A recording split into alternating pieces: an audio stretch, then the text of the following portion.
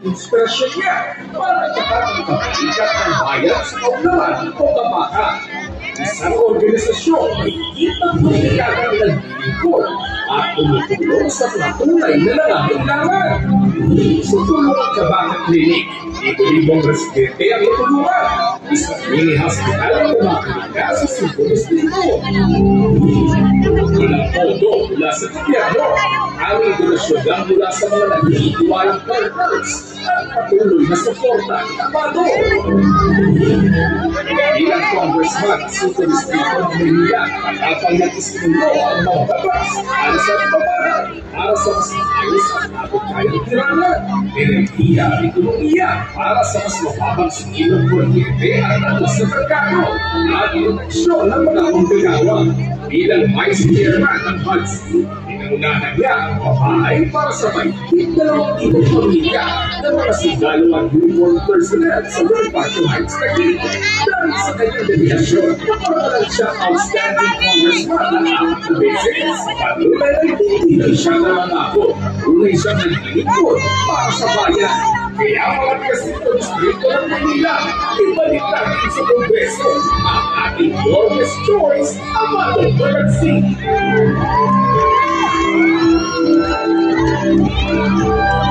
Ang susunod na tagapagsalita ay nakapaglingkod na sa amin sa mahabang panahon bilang isang mahusay at magiting na congressman.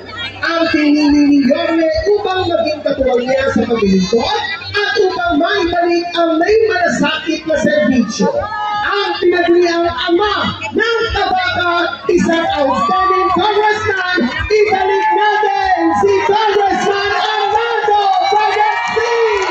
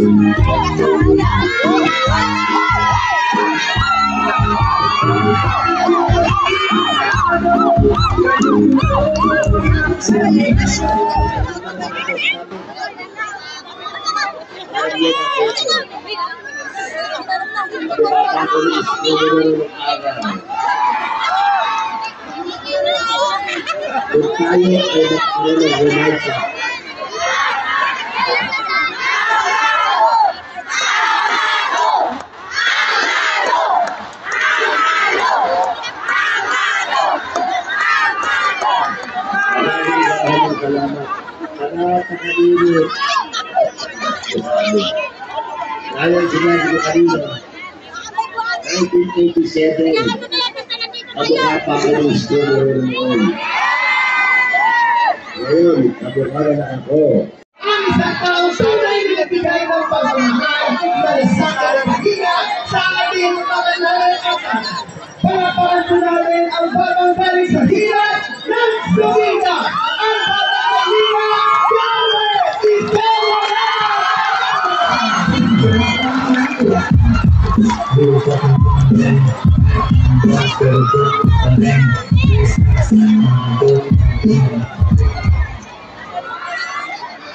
Magandang gabi, Baseko!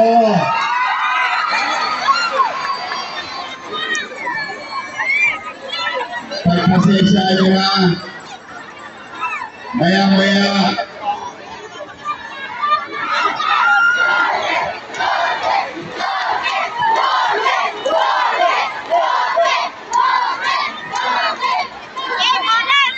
wala lang akong magsalita.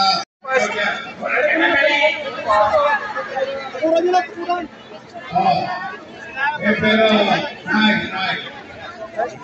bawal na yan. Huwag nyo na yung cellphone nyo. kasi Apo. Abot nyo lang po. Ay, malaman na. gusto mo lang malaman kasi nakagalit sa akin. Kaya picture lang muna. Si Ate Mea, mamaya pagbabayan. Si Pakit. Pakit wala pa yun.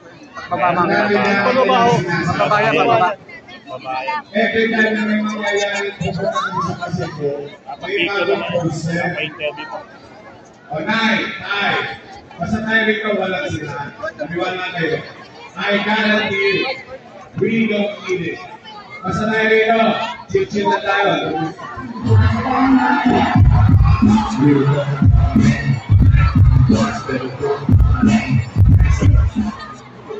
Dito ba?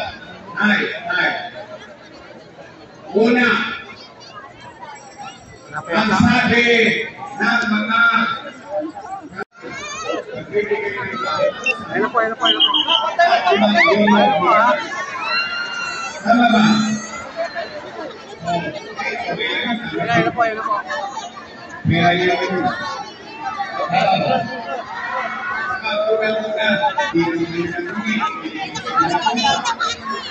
Tama ba? Nay, anong sabi? Siyone, maraming iniwak.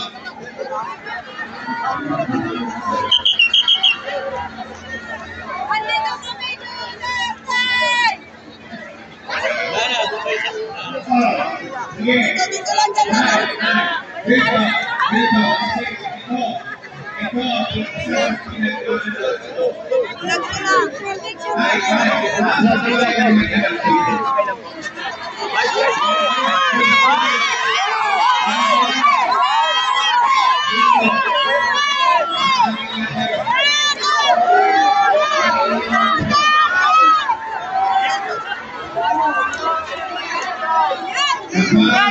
Walang makakain ang anak nyo. Gagawin nyo ba? Sigurado ba yun? Malagan? Diba sa pag-ibig sa Bombay ko ang kapit? Tama ba? Nay. Ang sabi, marami ka ang iniwag muna. O sige, natuwa tayo ng kwento ay kwenta. Pwede? Kayo! Lahat dito ay testigo ang buhay. Pero gusto nyo ba ipakilala ko na yung bisita natin? Gusto nyo ba? Gusto nyo? Maganda to. Magaling. Matapang. Nandito na Vice President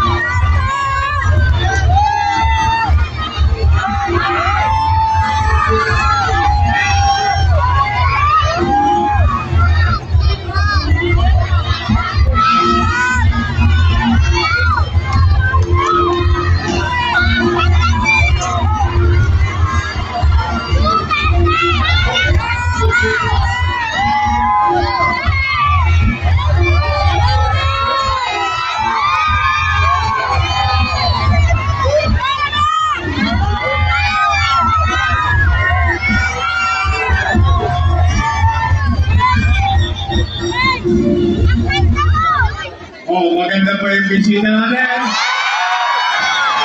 Mahal nyo ba siya? O sige, iiklihan ko na lang yung speech ko para sa kanya. Gusto niyo ba siya marinig? At mamaya, may ibinilin si Pangulong Duterte. Pero siya na ang magsasabi. Pero ito mo yung mahalaga. Nay, totoo ang nangutang ako. Totoo, yan ang bagay na hindi ko ipinagkaila sa inyo. Pero magtanong ko kayo. Tay, nung pandemya, may nagutom ba sa Pasig? Promise?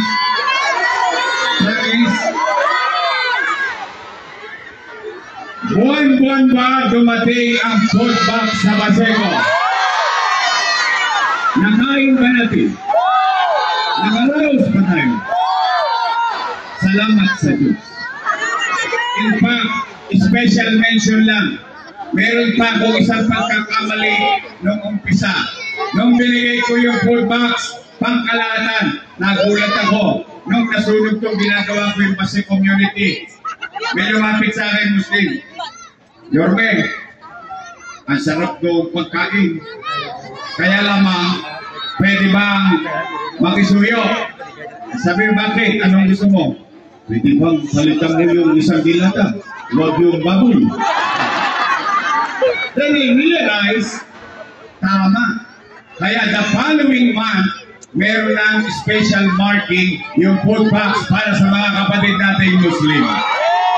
Tama ba? So, madaling salita, sabay-sabay nga ninyong patunayan sa Maynila ng pandemya, walang nagutom sa lungsod ng Maynila. Tay, pangalawa, nasunog ang Paseco. Malaki. First time kayong nakakita ng mayor. First time. 3 buwan lang. Ginawa 200 plus townhouses ang Paseco community. Tama ba? Nay, pandemya. Ang dami-dami kong inutang. Pero, natayo ba yung ospital ng Paseco? 3 taon ng bukas. 3 taon ng tapos. 3 taon na akong wala. Sarado pa rin. Ngayon, ako sinisisi. Sinisisi ako. Ng ate ko. Ang sabi, hindi raw qualified sa DOH. Ito sagot ko. Di ba ang direktor ng Manila Health Department asawa niya? Ang tanong namin mga taga-Paseco, ang dami nyo Cheche Bureche, 3 taong kayo nakaupo, hindi nyo ginawa ng paraan. Tapos ngayon bubuksan na daw. Bakit? Ano ba meron sa Mayo? Mga taga-Paseco. O ito, kahit si Amado, nagulat siya ng kanyang kalaking ospital para sa isang barangay lang. O ngayon, hanggang dulo, hanggang doon, kayong lahat na nanarito, pumunta na kayo kay Tambunting.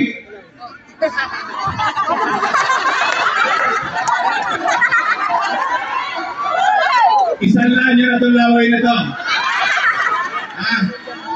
May awa ang Diyos. Sa tulong nyo, nakabalik tayo.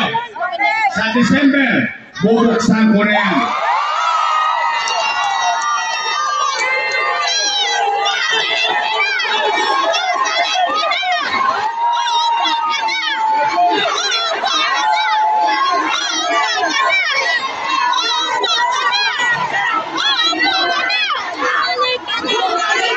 Gusto nyo ba talaga bumubuhay? Sige, sample lang. Simula Tolix, hanggang Wakali, dito sa Langka, hanggang doon sa Kodre, taas sa kamay na gusto ako bumubuhay.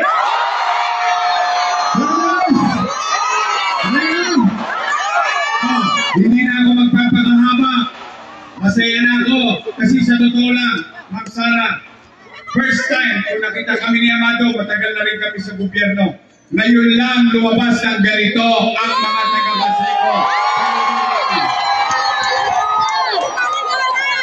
Kaya sa inyo, mga taga-Baseco, tulungan nyo kami ni Chia Chesa, ni Amado Magatsi, at ng buong Yormes Choice. Muli namin ipararamdam sa inyo ang pagmamahal ng lokal na pamahalaan ng lungsod ng Maynila. Pwede bang tulungan mo kami? Nagisingin natin sila. Sabay-sabay tayo sumigaw. Bumalik ka na!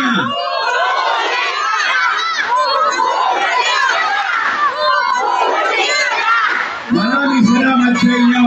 Magandang gabi. I love you, Baseco. Pagpayain na lang kayo ng pagmamahal. Sabay-sabay! Manila! Of course, thank you!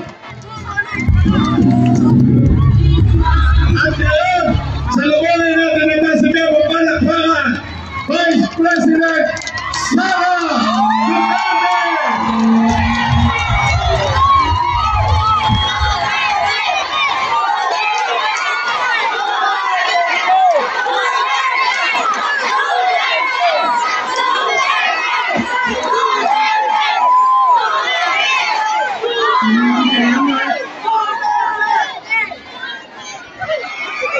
Mga kababayan, Assalamualaikum warahmatullahi wabarakatuh.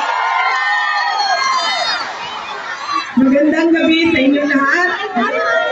Maayong gabi kaninyong tanan. Unahin ko po muna ang aking mga pagpapasalamat. Unahon-una na po ang paghatag o pagyukmok kaninyong tanan. Una, sa ating mayor, dahil pinahinam niya po ako ng stage, ng microphone, ng ilaw, ng kuryente para makapagbigay ng mensahe sa inyong lahat ngayong gabi. Maraming salamat po. Mayor Yorme Isko Moreno Dumagoso.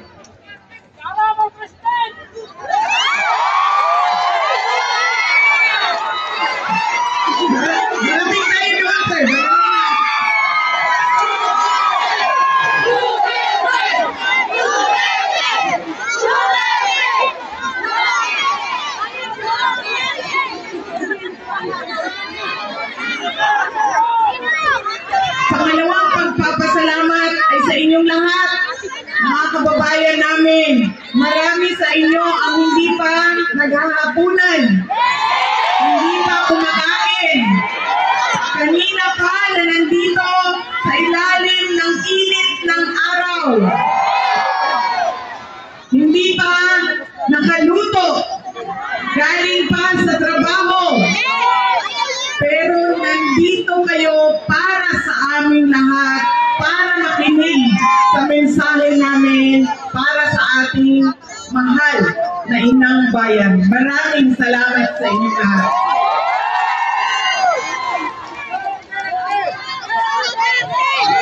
Ang aking kanan, bisan asa pumunto ba? At saan sa mga tao, Duterte, Duterte. Kahit saan ako pumunta, ang sigaw ng mga tao, Duterte, Duterte.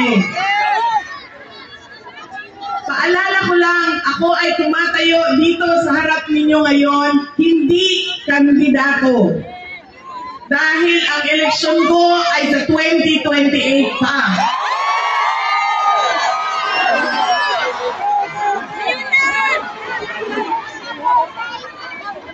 O pwede bukas, may maghamon ng eleksyon bukas.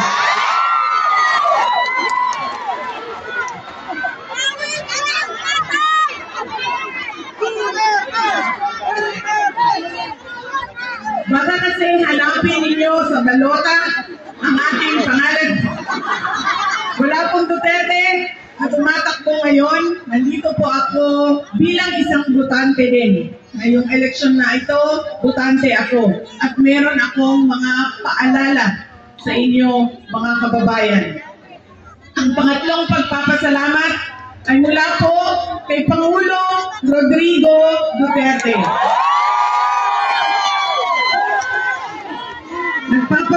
siya sa pagpapakita ninyo ng pagmamahal, suporta, at pag-celebrate nyo noong kanyang 80th birthday noong March 2028. Maraming salamat sa inyong lahat. Ang susunod na pagpapasalamat ay mula po sa akin. Personal po sa inyong lahat ang pagpapasalamat ko sa inyong patuloy na suporta at pagtitiwala sa akin, sa aking mga kasamahan, at sa aming opisina, ang tanggapan ng pangalawang Pangulo ng Pilipinas. Maraming salamat po sa inyong lahat.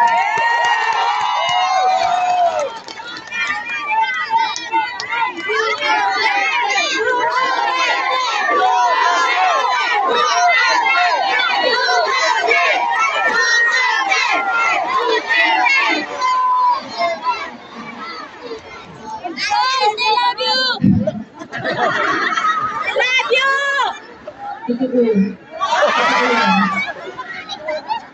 Ganda mo ba? Ganda mo! Bangag daw yung isa.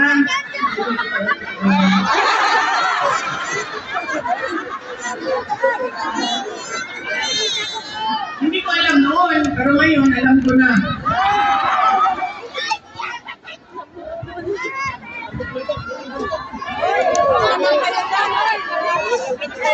Ang susunod na pagpapasalamat ay mula po sa pamilya namin, ang pamilya Duterte. Napakalaki ng utang na loob namin sa inyo, aming mga kababayan, sa pagkakataon na ibinibigay ninyo sa amin na makapaglingkod sa ating bayan. Dako kaayo ang amuang utang na kabubuton kaninyong tanan. Sa higayon na gihatag ninyong tanan, na makaserbisyo sa ato ang nasib. Daghang salamat mga kaigsuulan namin.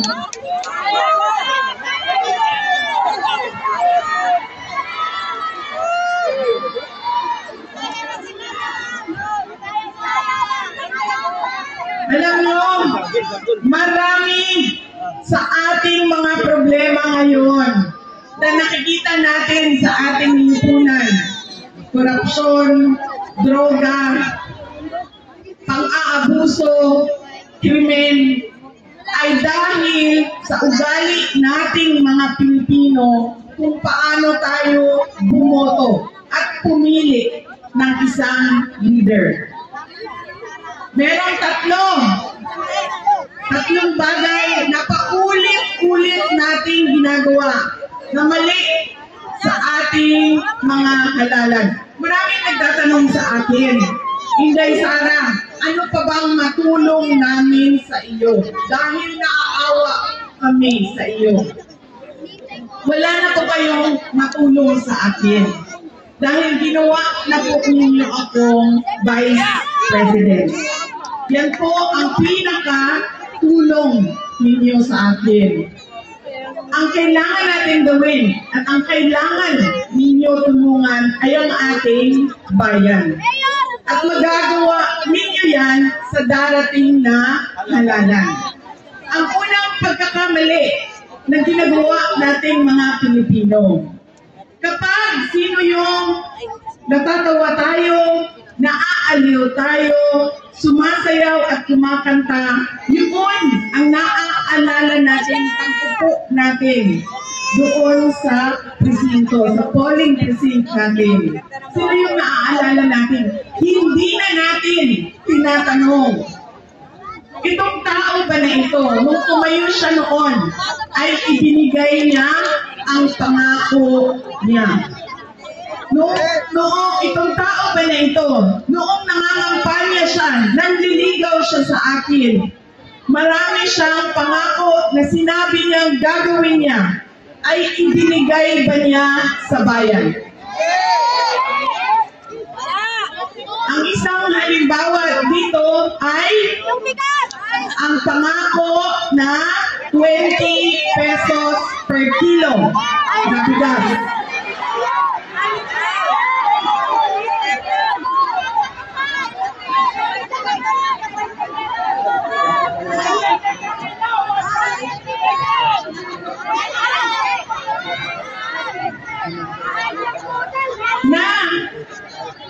pinupuna ko dahil sila naman yung nag-announce na meron sila 20 pesos per kilo na bigas sa Visayas ngayon.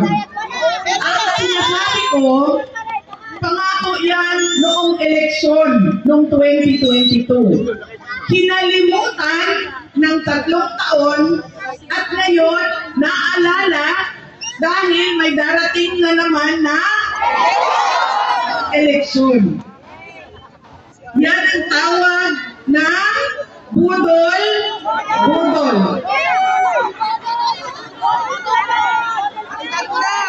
Sa Binisaya pa, bot-bot. Bot-bot nino.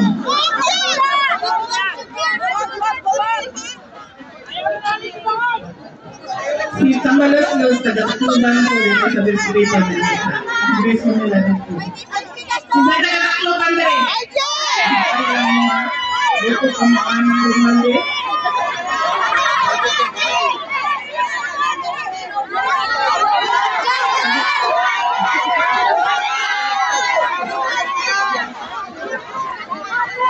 Ngayon, babalik na naman ang eleksyon, naalala na naman nila.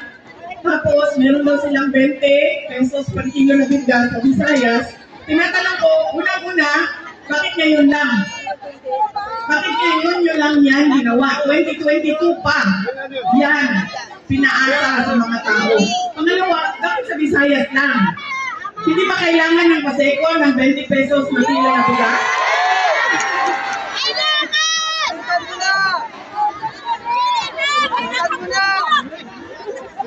Sinasabi nila, crab mentality daw. Sinasabi ng Department of Agriculture, ano ba sinabi niya? Hindi ko na binasa. Sabi niya, nabasa ko lang, mataas ang respeto ko sa kanya. Malaki ang respeto ko sa kanya sa akin daw. Ako wala akong respeto sa kanya. Dahil merong picture ang intelligence group. May picture siya na nag-iinuman, may cocaine sa harap niya.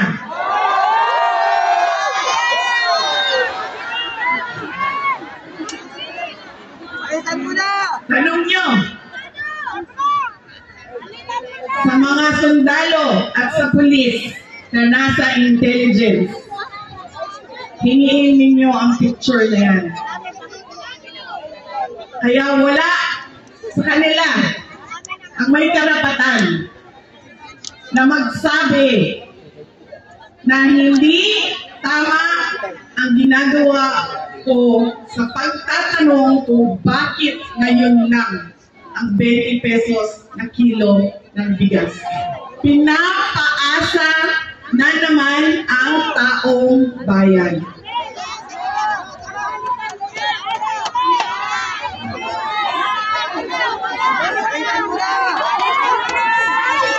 Yan ang problema natin, di ba? Naanyaw lang tayo, magaling magsalita. Automatic na, in-endorse ni kay Sara, pasaylua. Hindi na kaulit! Automatic na. Pangalawa, pagkakamali nating mga Pilipino kapag pumipili tayo ng kandidato, ng leader natin. Kapag galing sa pamilya ng mga politiko, malaking pamilya ng politiko, ay automatic ang boto natin. Tama. Hindi dahil Duterte yan na nakatayo sa harap ninyo, ay automatic ang boto ninyo. Tinatanong ninyo dapat, ano ba ang abilidad at kapasidad ng taong ito? Narinig ko kanina, ang ating Yorme nagsabi, nagutang siya para sa mga proyekto. Noong ako ay mayor ng Davao City, ang ginawa ko naman ay nagbayad ako ng utang. Ginawa ko debt-free ang Davao City. Pero sinasabi ko sa inyo, hindi mali ang mangutang. Ang mali ay kapag hindi ka nagbayad magbabayad ng utang. Pero kapag nagbabayad ka ng utang mo, walang mali doon. Kasi kinakailangan talaga ng mga local government units ang panghiram ng pera para maibigay sa taong bayan ang tamang serbisyo tulad ng hospital na nakikita ninyo dito sa Paseco ngayon.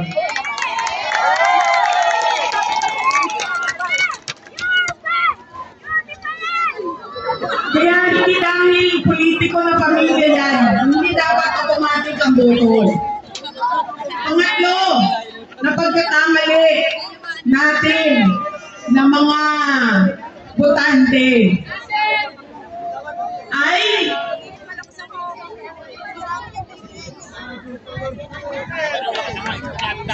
ang pangatlo pagkakamali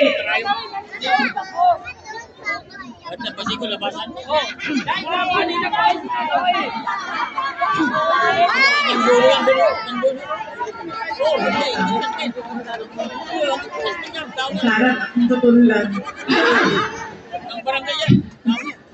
Thank you.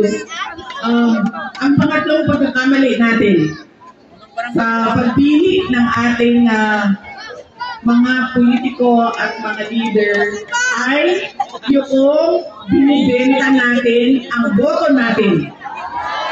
Ipinagpapalit natin ang boto natin sa kung sino ang nagbibigay ng pera sa atin. Nangangampanya ako simula noong 1 linggo, umiikot ako, tinatanong ko ang mga tao, magkano ba binibigay sa inyo? Sa iba't ibang, ano yan? Anong ganito?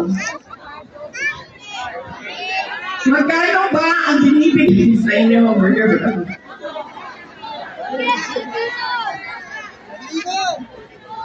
Sa ibang lugar, 3,000. Sa ibang lugar, 2,000. Sa ibang lugar, 1,300. Mayroon 1,000. Ang iba pa, dahil legal na ang vote buying, akap, AX, kupad. Nakailang eleksyon na tayo. Tumatanggap tayo ng 2,000, 2,000, 2,000, 2,000. Ilang eleksyon na tumatanggap ng pera ang taong bayan. Pero bakit naghihirap pa rin ang ating bayan? Bakit ang dami-dami pa rin? Gutom.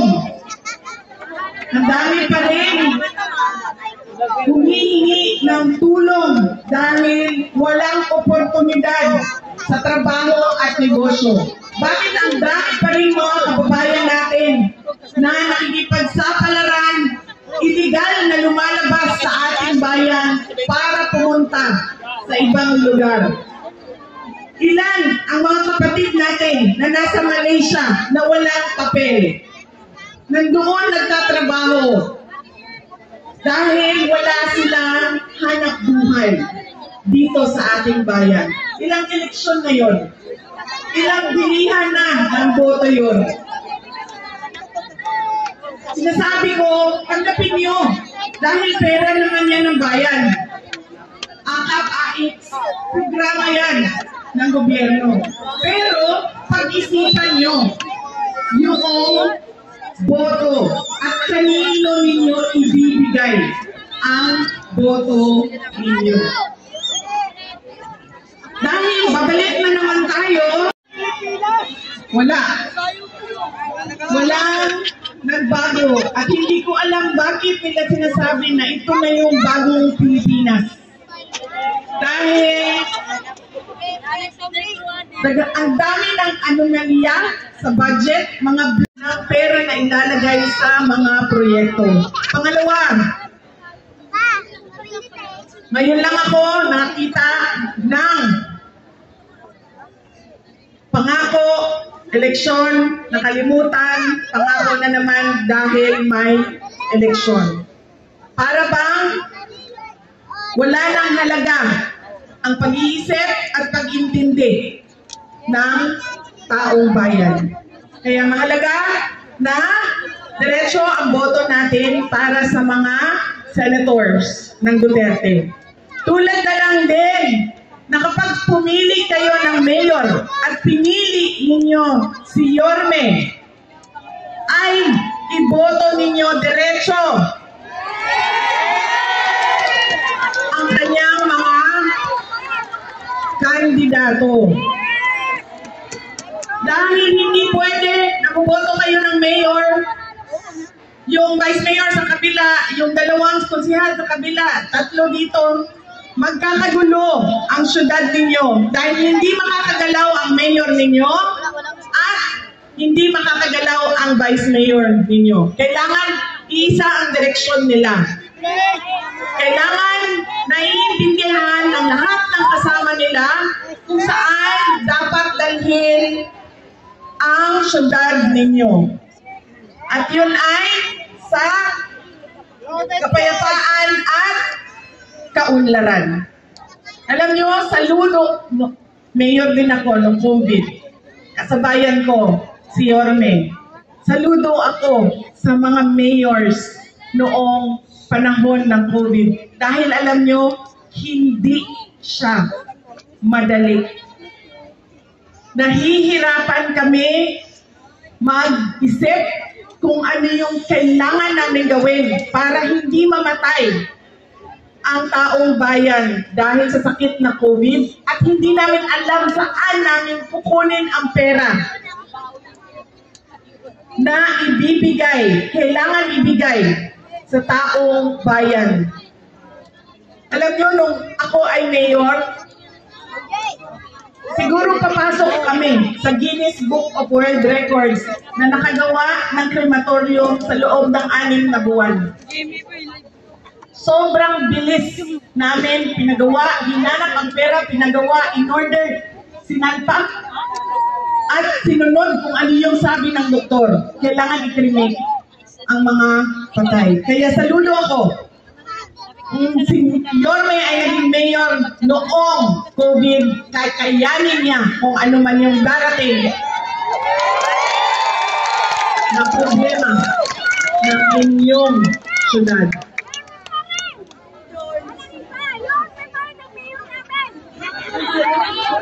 Kaya kailangan magkaisa tayong lahat ngayon.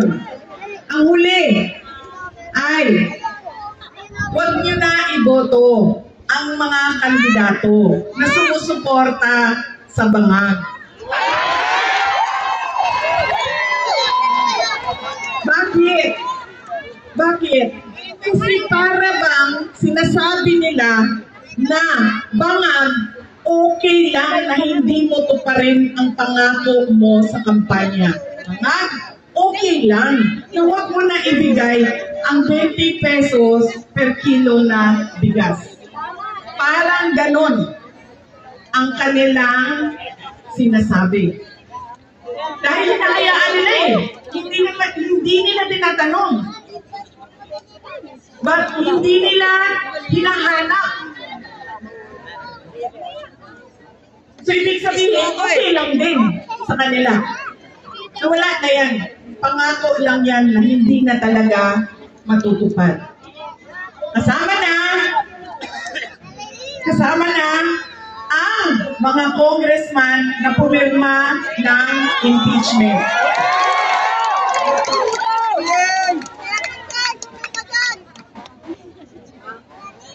Kaya, kasi kasabot ninyo.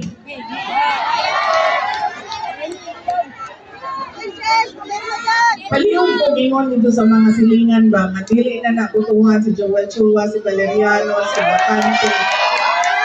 Ito na kasabot dito sa ilahan. Kinsa man ang ato ang congressman din si Amado Garcia.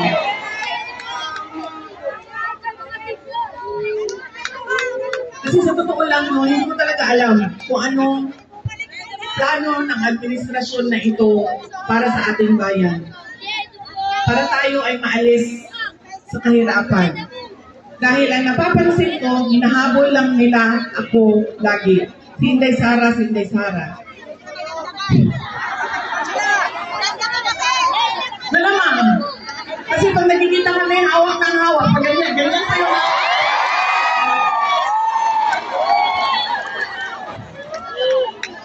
Ang liit naman.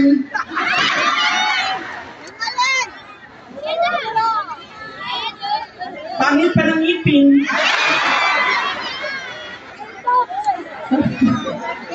Sabi nila pag nag-droga daw, ganun daw talaga pangit ang ngipin. Kasi ano daw sa... Sandali! Wala ako sa sasabihin ko eh.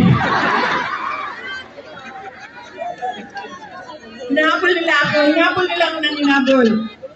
Binanatan, pinailan ng impeachment, tapos nandyan pa rin si Inday Sara. Gawin natin, nakawin na lang natin yung kidnapin natin yung tatay niya. Nandyan pa rin si Inday Sara. Hindi ko na alam kung ano ang sunod na plano nila. Ang gusto ko lang malaman, ano ba ang plano nila para sa bayan? Maliban sa paulit-ulit na pangako na hanggang ngayon hindi naibibigay sa taong bayan.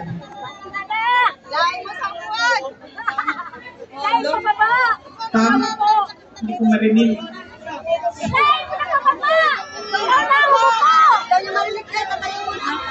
Kaya,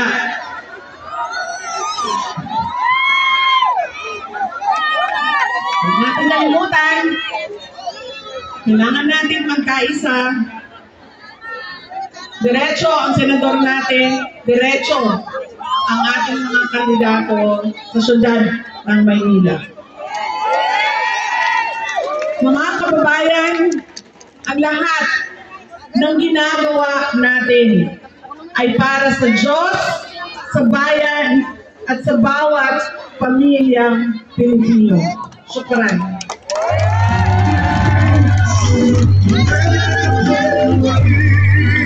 Maraming salamat po.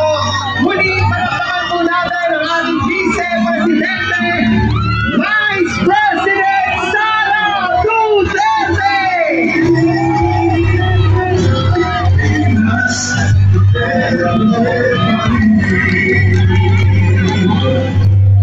Pilipinas, Duterte pa rin ang tunay na nagmamahal sa amin. Muli po mga minamahal po namin taga-Baseco, palakpakan po natin ang ating minamahal na ikalawang Pangulo ng Republika ng Pilipinas, Vice President Sara Duterte!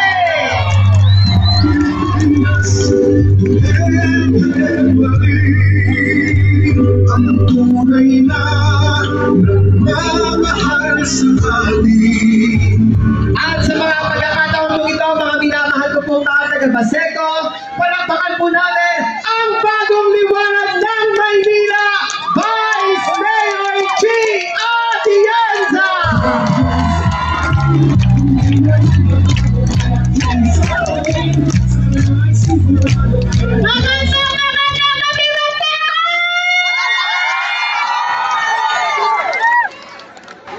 Miss ko na kayo!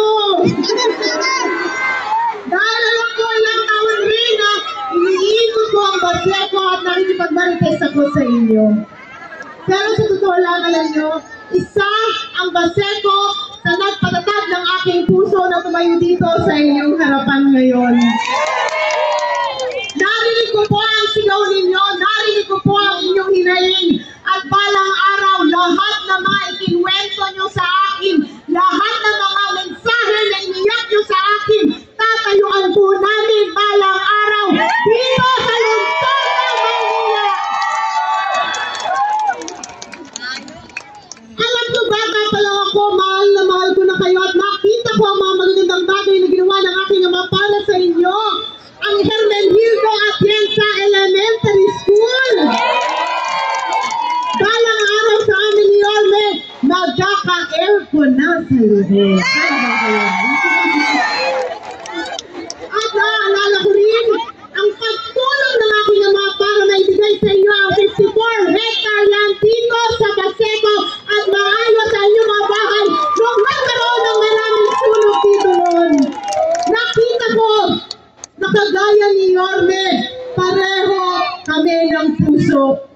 na maramdaman nyo na dito sa Baseco, ang gobyerno nasa likuran nyo, nakasuporta at aalalay sa inyo. At excited na rin ako dahil sinabi nga ni Yorme, pag-upo po namin, ibubukas na po namin ang President General Hospital. At nakakasiguro kayo na tiksik-tiglig ang gamot, vitamina, maintenance, ang pagsayon ng patingin doon. Nakangiti ang mga harap sa inyo. Alam nyo, sa aming tambalan ni Yorme, ang suporta ko po ay livelihood. Dahil yan sa mga nakita ko dito nung nandito ako sa Baseco halos araw-araw. Nakita ko, lahat kayo umaasa. Lahat kayo nagdadasal na kahit paano meron isang tao matutulong sa inyo na may taas sa inyong antas ng pamumuhay. Nakita ko na livelihood ang kasagutan dito. Kaya makakaasa kayo, mga mahal kong taga-Baseco, ipaglalaban ko po ang boses ninyo. Mahal na mahal ko po kayo. Ako po si Chia Tienza, ang Tisang Alcalde ni Yorme Isko Moreno. At sana ipaglaban niyo ang aking alkalde, ang aking nag-iisang alkalde na si Yorme Isko Moreno.